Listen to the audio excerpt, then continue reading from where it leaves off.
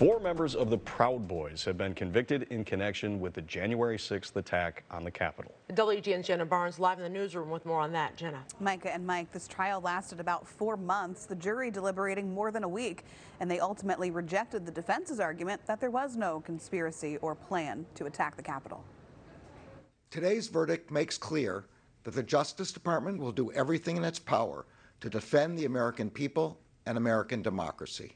United States Attorney General Merrick Garland securing seditious conspiracy convictions against the former national chairman of the far-right Proud Boys and 3 other members of the extremist group.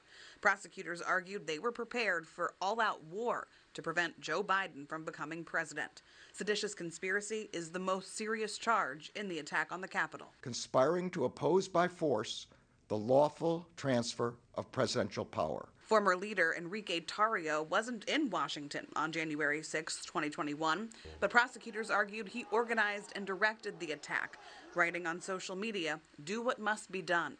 A jury found him and 3 others guilty of not only seditious conspiracy, but other felonies too. The jury found a 5th member of the group not guilty of seditious conspiracy. The evidence presented at trial detailed the extent of the violence at the Capitol on January 6th and the central role these defendants played in setting into motion the unlawful events of that day. The investigation into the Capitol attack has become the largest in Department of Justice history. In all, more than 600 people have been convicted for their roles in the violence aimed at keeping Donald Trump in power. We have secured the convictions of defendants who fought, punched, tackled, and even tased police officers who were defending the Capitol that day, who crushed one officer in a door and dragged another down a flight of stairs.